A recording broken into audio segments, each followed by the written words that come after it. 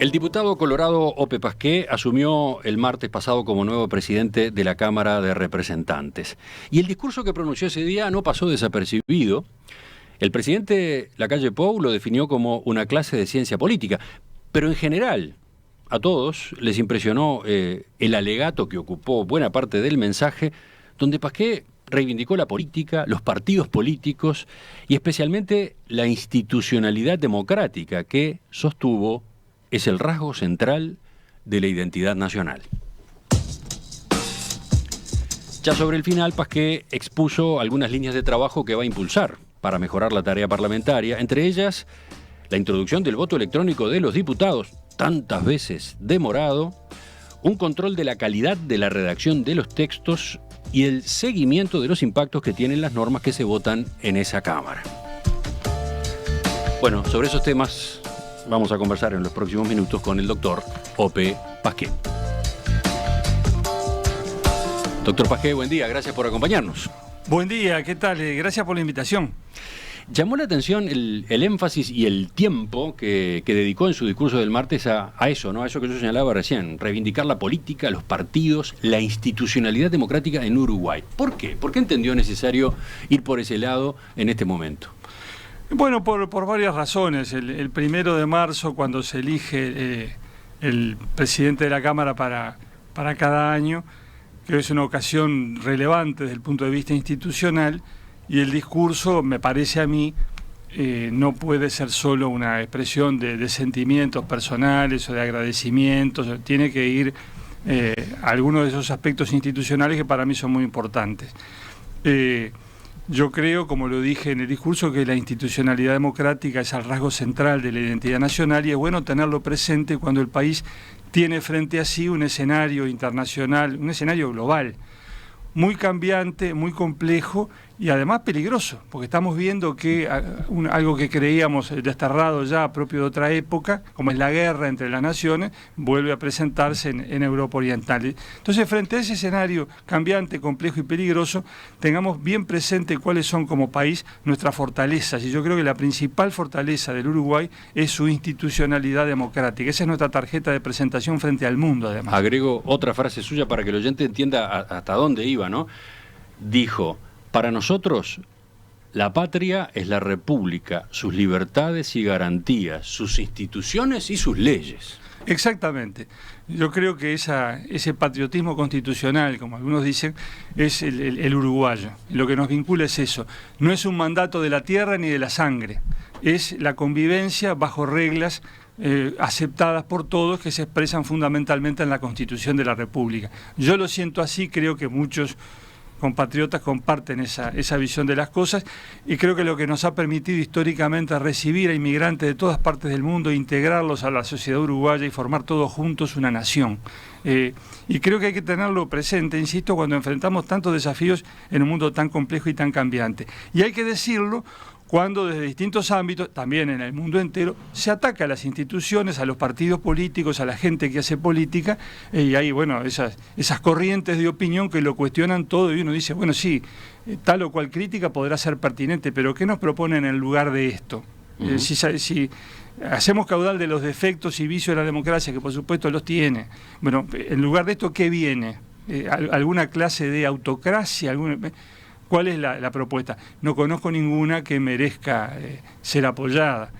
Al contrario, veo que los que critican a las instituciones democráticas o critican al Parlamento por el tiempo que pierden en la deliberación o a los políticos por sus conductas o sus estrategias electorales, después terminan respaldando personalismos como los de Putin o los de Trump en su lugar. En su momento, digo, y yo creo que todo eso es antidemocrático, antirrepublicano y en definitiva antiliberal, porque esas cosas terminan en excesos de poder que perjudican los derechos humanos. También dije en el discurso, porque estoy convencido de eso, que no hay protección eficaz para los derechos humanos sin institucionalidad democrática. La protección no está en los pactos internacionales, que estuvieron vigentes durante la dictadura que en el Uruguay. Acá pasó lo que pasó, hubo muertos, torturados, desaparecidos, con todos los pactos internacionales vigentes. La garantía está en la institucionalidad democrática, eso es lo que todos tenemos que defender. Y eso tiene sus reglas, digo, hay procedimientos, hay normas, y eso hay que respetarlo. Entonces, está muy bien que una discrepancia fuerte como la que tenemos acerca de algunos artículos de la ley de urgente consideración se someta a referéndum. Eso es legítimo, eso está dentro de las reglas de juego. Ahora bien, me parece a mí, lo dije en el discurso, que al día siguiente, cualquiera sea el resultado, acatemos ese resultado de buena fe, digamos muy bien, la discusión está zanjada, se pronunció el soberano, es de acá para adelante. Ahí está, ese punto también quería consultárselo porque dentro del texto de su mensaje, no sé, supongo que a muchos los hizo pensar. ¿Por qué? ¿Por qué está diciendo esto Pasquet? Usted dijo, una vez resueltas las controversias por el soberano, mediante el procedimiento establecido por la Constitución, ya no cabe continuar la disputa política empantanando al país en un debate sin fin. Lo que corresponde es acatar la decisión del soberano, sea cual sea, y seguir adelante. ¿A qué estaba aludiendo? ¿Usted ve posibilidades de que después del 27 de marzo haya intentos por retomar, por mantener los temas? Mire, ¿qué quiso decir? Quise decir exactamente eso, que una vez que el pueblo se pronuncia, hay que tomar nota de ese pronunciamiento, acatarlo. Pero eso es obvio. De buena fe. Lo que usted está diciendo es obvio. Entonces, ¿por qué lo puso ahí? Bueno, pero no es tan obvio, porque aquí tuvimos un referéndum contra la ley de caducidad, por ejemplo, en el año 89. Cuando se proclamó el resultado, nadie lo puso en tela de juicio. Yo recuerdo perfectamente cómo ese mismo domingo la presidenta de la Comisión por el Voto Verde, la señora Matilda Rodríguez de Gutiérrez Ruiz, dijo, esto está resuelto. El general Sereñi lo dijo también. Hubo 2 dirigentes tupamaros que fueron a la casa del Partido Colorado esa tarde a decir, miren que cualquiera sea el resultado, nosotros acatamos, esto termina acá. Bueno, y años después se replanteó la cuestión y dijo, no, bueno, en realidad aquel referéndum no fue tan limpio, la gente tenía miedo, vamos de nuevo. Bueno, y se fue a la enmienda constitucional del 2009, que también resultó negativa. Y se dijo en la campaña previa a la segunda vuelta de las elecciones del 2009, los candidatos de entonces, Mujica y Astori, dijeron en un programa que se emitió por Telemundo 12, no me acuerdo si era Código País o si era el informativo. Aldo Silva le preguntó y Mujica dijo, yo no voy a utilizar la mayoría parlamentaria del Frente Amplio para enmendarle la plana al pueblo.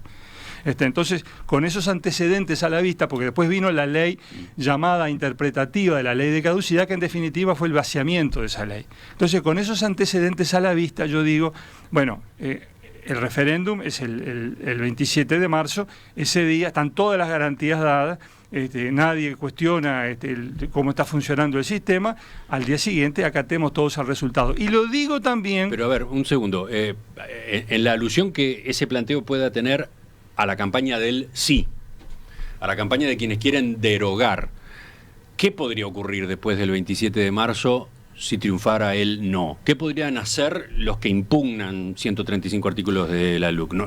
Mayoría para derogar en el Parlamento no tiene. Bueno, pero digo, la imaginación política es muy fértil. Por ejemplo, ¿usted está aludiendo a la posibilidad de recursos de inconstitucionalidad? No sé, eventualmente los podría haber, o podría haber movilizaciones sindicales permanentes por la derogación de esto, el cambio de aquello. Es decir, cualquier forma de no acatamiento. Y ojo, también lo digo... ¿También lo dice para el otro lado? Para el otro lado, porque... ¿Por el oficialismo? Sí, porque me encontré los otros días en un programa de televisión con un ciudadano que sostenía que aunque ganara el sí, había que mantener en vigencia ciertas normas, que al otro día la coalición de gobierno, como tiene mayoría en el Parlamento, tendría que restablecer algunas normas que fueron planteadas en la campaña electoral del 2019, y que eso es muy importante para la acción de gobierno, que la gente votó por eso, y que, bueno, los parlamentarios tendríamos la obligación, dijo él, de restablecer la vigencia de esas normas, aunque se dejen sin efecto el 27 de marzo. Y también le contesté, pues yo estaba allí, que de ninguna manera era aceptable esa posición, que si la gente va a votar y decide, hay que acatar de buena fe lo que resuelva. Y si perdemos, perdemos. No hay otra. Sí, cabría la posibilidad de intentar que algunas de esas normas, en el caso de que cayeran, se llevaran a la práctica, por ejemplo, por decreto o algo por el estilo, de ese tipo de cosas. ¿También está hablando usted? No, el planteo al que yo le digo, no hay ningún misterio, esto fue en esta boca mía, sí. Fue el señor Marguerí el que lo planteó.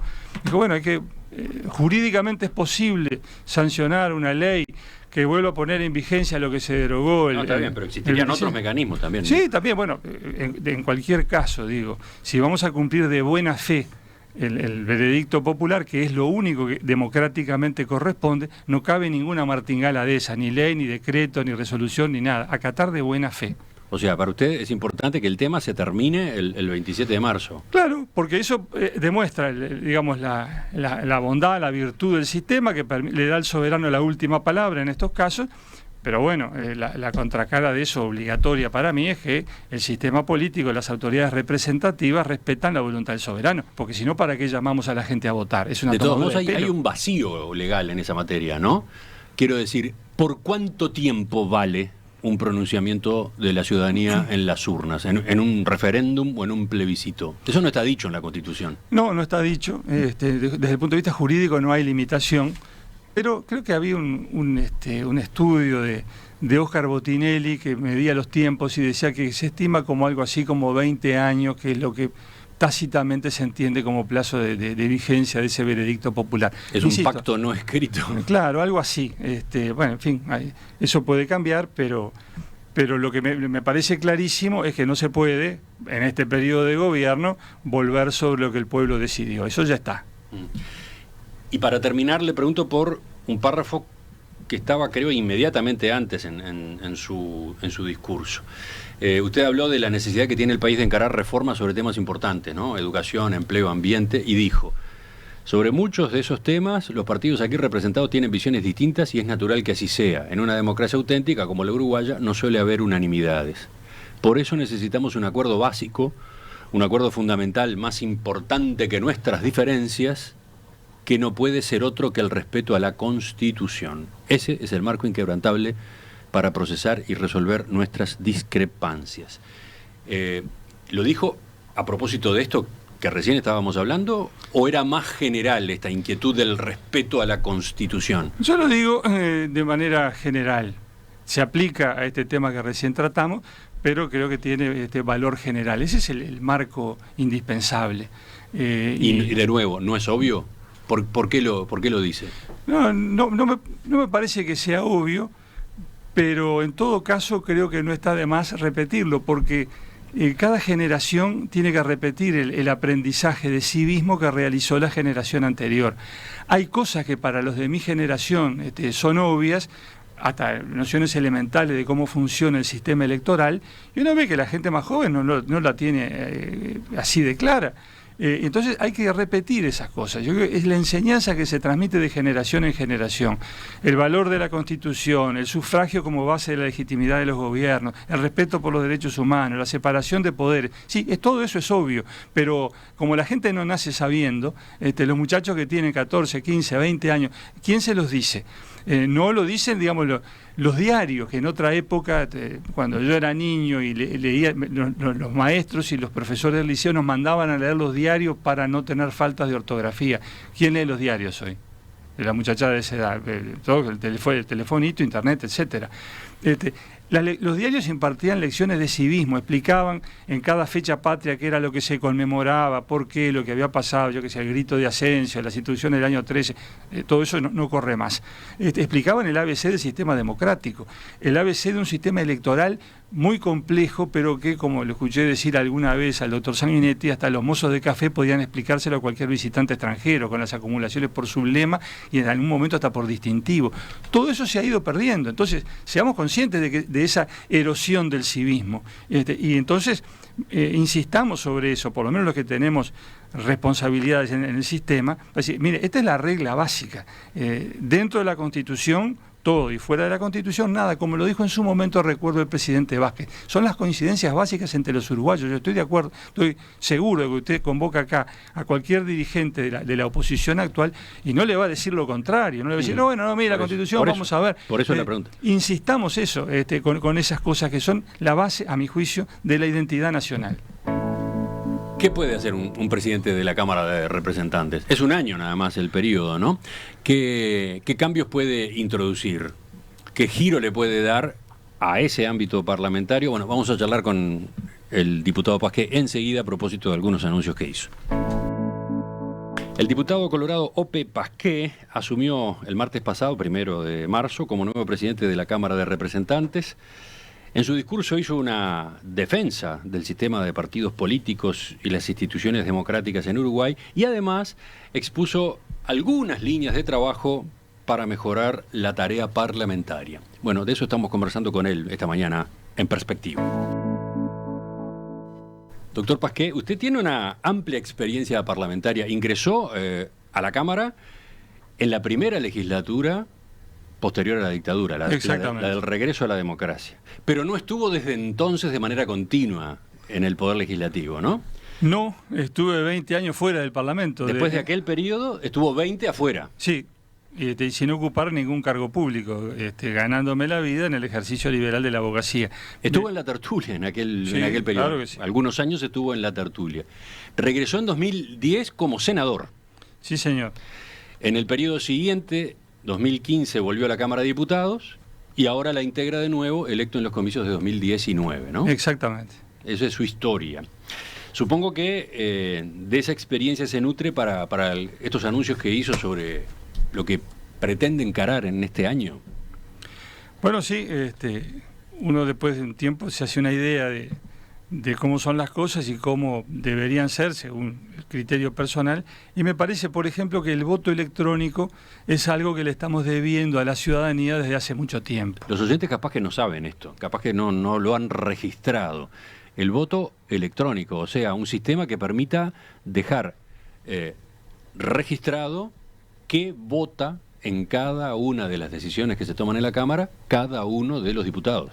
Exactamente, por un instrumento electrónico, informático, en fin, técnicamente lo que sea, pero queda en cada votación queda constancia, fulano de tal votó por la afirmativa, fulano de tal votó por la negativa, y Mengano no estaba, porque no aparece en la lista de las personas que votaron en un sentido o en otro. Hoy se vota a mano alzada y hay funcionarios de la Cámara que sacan las cuentas y dicen tantos votos por el sí, tantos por el no, todo eso, ¿no? Claro, pero ahí no puede usted saber qué votó un representante particular, porque el resultado es global. Supóngase 50 por la afirmativa, aprobado. Sí, bueno, pero ¿quiénes estaban en esos 50?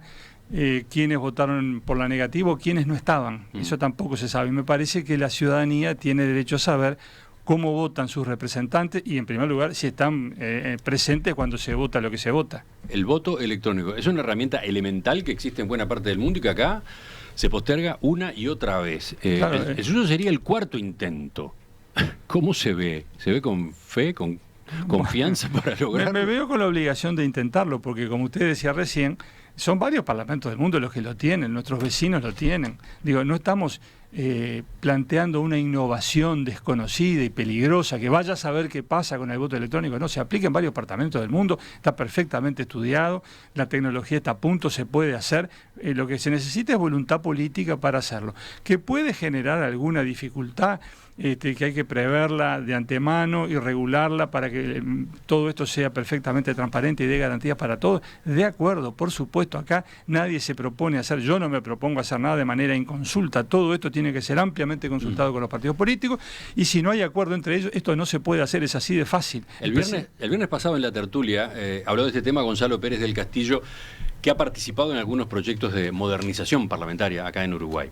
Él saludó la iniciativa, pero en el fondo se mostró escéptico. Vamos a escucharlo. Yo quiero mencionar que Ope Pasqué, que asumió como presidente de la Cámara de Diputados, dijo que él quería implantar el voto electrónico. Esto es un proyecto que se viene trayendo desde hace muchos años y nunca se pudo hacer.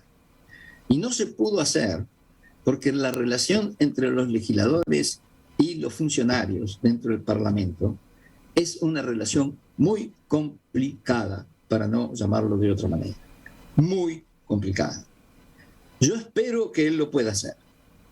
Pero, esto sí quiero ser bien claro, si no lo hace, no es por culpa de los funcionarios, es por culpa de los legisladores, que influenciados o no, o en distinta medida por los funcionarios, son los que votan.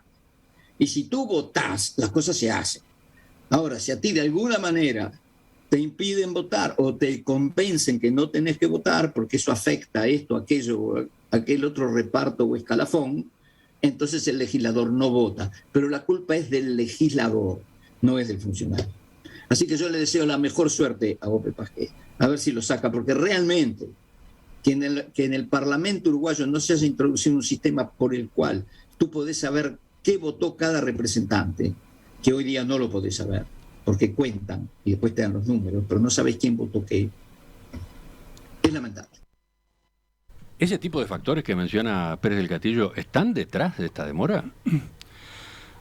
Puede haber distintos factores que incidan. Algo debe pasar porque hubo varios intentos que no fructificaron. ¿Complicadas relaciones entre los legisladores y los funcionarios? No. Yo creo que, como bien dice Pérez del Castillo, el que vota por sí o por no es el legislador. La responsabilidad es nuestra. Y no se trata de descargarla en otros. La responsabilidad de los legisladores. Yo entiendo que puede haber distintas visiones sobre este punto, que cada cual se haga cargo de su opinión, la manifieste públicamente. Yo, desde mi lugar, de mi responsabilidad, lo que voy a hacer es promover esto que me parece una medida de transparencia elemental que le estamos debiendo a la ciudadanía desde hace mucho tiempo. El último intento fue un fracaso brutal.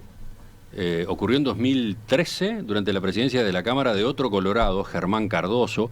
Lo recordaba este sábado el diario El Observador. Se gastaron $330.000. El sistema se instaló y nunca funcionó. Bueno, y en el 2014 se discutió en la Cámara una reforma al reglamento para viabilizar la aplicación del voto electrónico y todo el mundo votó a favor. Algunos propusieron algún aditivo para decir, bueno, esto hay que reglamentarlo prolijamente antes de ponerlo en práctica. El aditivo fue rechazado, pero en definitiva el sistema nunca se puso en práctica. Entonces, bueno, insistamos, porque no olvidemos que en el Uruguay ha habido varios intentos de reforma de cosas importantes, y fracasó un intento, fracasó el otro, pero al final alguna cosa salió. Por ejemplo, el Código del Proceso Penal. Hubo N intentos de reforma del Código del Proceso Penal antes de la ley sancionada en el 2014, que entró en vigencia en el 2017. Pero un día se pudo hacer. Si salió bien, mal o regular, es otro tema, un tema como para evaluar, justamente. Pero después de varios intentos, se logró. Entonces yo tengo la esperanza, que es eso, es la esperanza de que si trabajamos por esto, que es una garantía democrática elemental, bueno, finalmente, después de varios intentos, si hacemos las cosas de tal manera que todos sean consultados y que haya una reglamentación que a todos dé garantías, esto puede prosperar.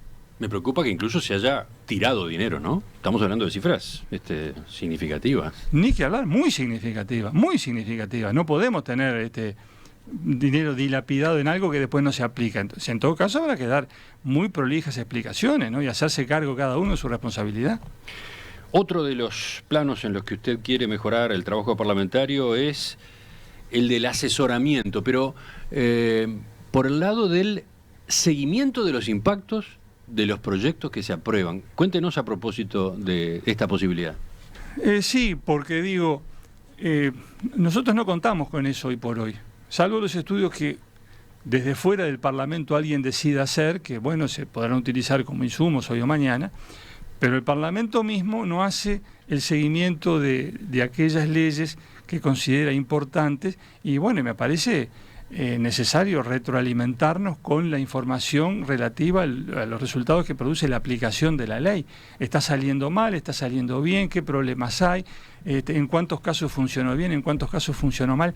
Me parece que es de orden tener esa, como decía, esa retroalimentación. Es de orden porque, a ver si entiendo bien, o no se hace ese seguimiento o no existe seguimiento, no hay idea de si la ley sirvió para lo que se buscaba, o al revés, si fue perjudicial, o no hay idea, o en todo caso, entre comillas, se cobra el grito, ¿no? Porque alguien viene, o una institución viene y dice, ojo que está pasando tal cosa, ¿no? Exactamente. Y como no hay ese estudio sistemático, riguroso, caemos en la anécdota. Viene uno y dice, no, a mí me dijo fulano de tal que te pasa tal cosa. Y el otro dice, bueno, pero yo conozco el caso de fulano que le pasó tal otra cosa. Digo, no es la manera seria de discutir los temas a esta altura de los tiempos. Entonces digo, tenemos que darnos un mecanismo para hacer esto, que puede ser, por ejemplo, a través de la determinación de una partida del presupuesto de la Cámara para financiar este tipo de estudios, que se adjudicarán tras procedimientos competitivos entre las entidades que pretendan realizarlo. Dice, bueno, vamos a estudiar, por ejemplo, se me ocurre en este momento, cómo ha funcionado desde el 2017 hasta ahora el nuevo Código del Proceso Penal. ¿Qué podemos decir a favor y en contra, etcétera? un ejemplo, entre varios. Claro, van a tener que elegir las leyes sobre las cuales se estudian los impactos, porque me imagino que no se puede hacer, por lo menos en este momento, inicialmente no se puede estudiar todas las leyes. Exactamente, hay que elegir y elegir muy bien, porque los recursos siempre son escasos. Y la elección no la puede hacer naturalmente ni el presidente solo, ni tampoco la circunstancial mayoría. Hay que formar una comisión, un ámbito de estudio donde están representados todos los partidos, y acordar cuáles son las leyes cuya aplicación se estudiará por este mecanismo. Pero bueno, creo que sería muy bueno poder tener en algún momento una especie de libro blanco, como produce el Parlamento británico, sobre cómo resultó la aplicación de tal ley o de tal otra. Y en función de eso después vemos si sirvió lo que hicimos, si hay que corregir, si hay que mejorar o si hay que derogar directamente. Lo mismo habría que hacer en el Senado, ¿o no? ¿Es una tarea de la Cámara de Diputados o es una tarea del Poder Legislativo? Y bueno, debiera serlo del Poder Legislativo, pero nosotros tenemos una organización que tiene mucho tiempo, que se intentó modificar el año pasado, pero el intento fracasó. Acá hay 3 unidades ejecutoras, la Cámara de Representantes, el Senado y la Comisión Administrativa. Entonces, si uno espera por el otro, capaz que las cosas no se hacen nunca. Si algo se pone en marcha y después hay intentos de unificación, me parece fantástico, pero en principio quieren las cosas. Y para eso entonces habría presupuesto. Usted entiende que debe haber un asesoramiento rentado. Yo me lo imagino no como un asesoramiento permanente, sino como la contratación de un estudio. Imagínense que usted dice, la Cámara de Representantes quiere saber 2 puntos, y ahí hay que establecer con toda la precisión posible qué es lo que se quiere saber, quiénes se ofrecen para hacer este estudio y a qué precio. Y licitarlo de alguna manera, un procedimiento competitivo para que no haya favoritismo ni sesgo de especie alguna. Porque, y por con otro lado, está pendiente lo del asesoramiento permanente del Poder Legislativo, ¿no? Los legisladores tienen asesores, sí, y bueno, hay distintas variantes para eso, tampoco son las mejores, ¿no? Porque muchas veces se trata de pases en comisión, ese tipo de instrumentos. Pero no cuenta el Poder Legislativo con comisiones de asesores para las distintas áreas en las que debe trabajar, ¿no? En otros países sí existen cuerpos muy sólidos de asesores del Parlamento. Esa otra parte, ¿usted no entiende que haya que encararla ahora? Me parece que eso tiene complejidades mayores, porque viene la vieja discusión acerca de si hay que constituir un cuerpo dentro del propio Parlamento, que existe una oficina de asesoría, pero que la verdad que no es muy utilizada.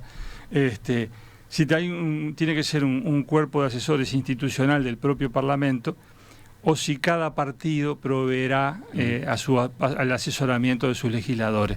Entonces está la cuestión de la desconfianza, ¿sí? No, bueno, dicen que es un cuerpo institucional, pero está fulanito que es de tal lado, este menganito que es de tal otro, y fíjate vos que... Bueno, entonces van por el otro lado, para los partidos, pero confiarle esto a los partidos genera el riesgo de que finalmente no se trate de la contratación de asesores con el nivel técnico adecuado, sino que se trate de contemplación a los amigos políticos, como suele suceder. A mí me comprenden las generales de la ley, somos parte del sistema. Entonces me parece mucho más práctico y factible hoy por hoy hacer eso otro que le decía recién, contratar estudios acerca de cómo se aplican y cumplen las leyes que votamos. Eso hoy no lo tenemos y me parece necesario. Otro tema al que quiere hincarle el diente es la calidad de redacción de las leyes. Sí. Este es un tema que hemos conversado, por lo menos en este programa, y bueno, sé que en otros medios de comunicación, en el periodismo, no sé qué cantidad de veces, ¿no? Porque además hay defectos de redacción que los nota un lego. Los noto yo qué sé, y no soy ningún experto, ni soy un profesor de idioma español, ni soy un abogado, y permanentemente estoy encontrando descuidos o directamente errores serios. Ya es tiempo de atacar esto, ¿entiende usted? ¿Cómo se hace? Me parece que hace tiempo que debimos haber encarado el problema. Creo que la experiencia demuestra que no alcanza con poner, digamos, reglamentos o manuales a disposición de los legisladores, que eso está. Hay manuales de estilo, instrucciones sobre técnica legislativa, pero bueno, algunos vocacionales lo estudian y pretenden aplicarlo, otros no, y los resultados siguen sin ser buenos. Entonces me parece que tenemos que buscar otro mecanismo, la existencia de funcionarios de planta del Parlamento que deban preceptivamente expedirse antes de que la Cámara vote, por ejemplo, un proyecto de ley. En algunos casos podrá ser muy difícil o será impracticable cuando las cosas se votan de urgencia, por ejemplo, cuando se trata de un asunto como grave y urgente, no pasa por comisión. Sí, está bien, puede haber casos donde no se puede hacer, pero seguramente en muchos otros casos sí se puede hacer.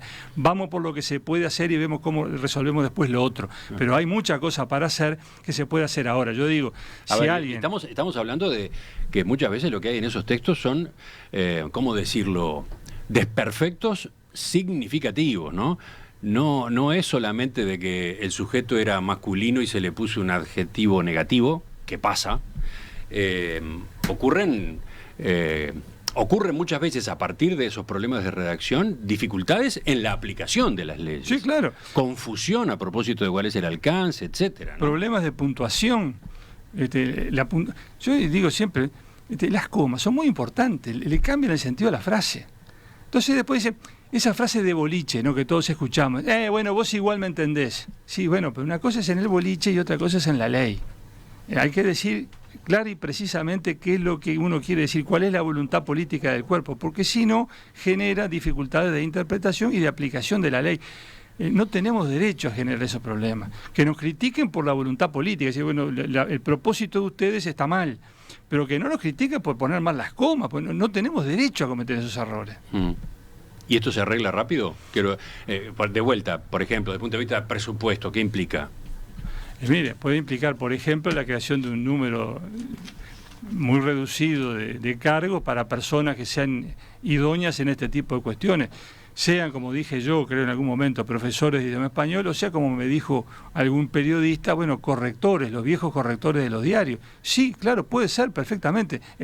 Consideremos todas las ideas, pero tiene que haber alguien profesionalmente encargado de dictaminar. Después la Cámara resuelve si toma la recomendación o no la toma, pero alguien que diga, che, mirá, acá la coma está mal puesta, acá esto es punto y aparte, esto no hay concordancia de género o de número, todos esos problemas que tienen las redacciones de las cosas que votamos, que realmente a veces dan vergüenza, ¿no? Y alguno toma la tarea de señalar esas cosas y bueno, puede pecar por puntilloso, por pretender, digamos, arrogarse un papel de corrector de la labor ajena que no le corresponde. Para evitar eso, confiémosle la tarea a profesionales del tema que nos digan técnicamente, objetivamente, mire, sin perjuicio de que lo que usted quiera, que yo en eso no me meto. Esto está mal expresado, por esto y por esto. La redacción propuesta es esta otra. Esto sí parece fácil de implementar. Yo no creo que nada de fácil. Depende de que haya acuerdo político. Pero lo vamos a intentar. Pero en cuanto a qué hay que armar, qué estructura hay que armar y cuánto tiempo lleva, parece algo relativamente sencillo, parece. Lo intentaremos. No lo veo tan convencido. La última pregunta, de esto usted no habló, pero además de estudiar el impacto que tienen las leyes y además de revisar a tiempo la calidad de su redacción, ¿no falta también un esfuerzo para la comunicación de lo que dicen las leyes? Este tema lo charlamos acá en el programa hace poco, a raíz del referéndum sobre la LUC, ¿no? A propósito de las encuestas que mostraban cuánta gente sabía o no sabía lo que está en juego, ¿no? Lo que dicen los artículos, etcétera. Y vinimos a repasar antecedentes y encontramos, por ejemplo, una encuesta del año 2018, y podría haber otras, ¿no? 2018, Programa de Estudios Parlamentarios del Instituto de Ciencias Políticas de la Facultad de Ciencias Sociales de la UDELAR. El 57% de las personas no podía mencionar 2 leyes que hubieran sido aprobadas en esa legislatura. ¿Qué dice usted a propósito de esa opacidad? No, bueno, creo que la tarea de difundir lo que dicen las leyes y explicarlo no es necesariamente tarea del propio Parlamento. Hay que ser muy cuidadoso en esto, porque lo que la Cámara vota es una ley. Después las explicaciones acerca de lo que la ley quiere decir o significa, no las vota la Cámara. Y si las hace alguna autoridad, por ejemplo, la presidencia de la Cámara o una oficina, siempre podrá ser acusado de sesgo. Uh-huh. Usted está destacando los aspectos positivos porque usted apoya esta ley, pero pasa también... Cuidado con eso. Para eso está la prensa, están los partidos políticos, las instituciones académicas, pero la Cámara tiene que ser muy cuidadosa con no salirse de su rol institucional.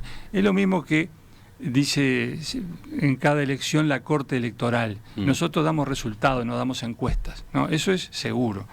La gente, los votos fueron estos. Después cada cual hace la cuenta que quiere. Nosotros creo que tenemos que hacer lo mismo. La ley es esta. Después, si esto beneficia, perjudica, mejora, eso corre por cuenta de otro. Diputado Pasqué, sobre lo que piensa hacer, sobre lo que se propone en este año, más allá de lo que yo le he ido preguntando, ¿quedó algo en el tintero? No, esos fueron los propósitos que yo enuncié el otro día, el 1 de marzo. ¿Siente que es una responsabilidad, bueno, más allá de que es un honor, en fin, que sus colegas lo elijan y lo voten para este cargo, siente que efectivamente es un cargo en el que usted puede ser útil durante este año? Mire, yo tengo el deber de esforzarme por ser útil. Veremos si lo logro o no. Digo, porque el oyente creo que piensa muchas veces a propósito de esto de las presidencias de la Cámara. Bueno, eligen al que va a moderar la discusión en sala, ¿no? Sí, en el debate político mi papel es simplemente ese, el de director del debate. Mi voto vale tanto como el de cualquiera. Y no puedo participar del debate, lo que francamente a mí me pesa mucho, porque yo soy de intervenir. Es un año de pausa. Sí, y me va a costar, pero bueno.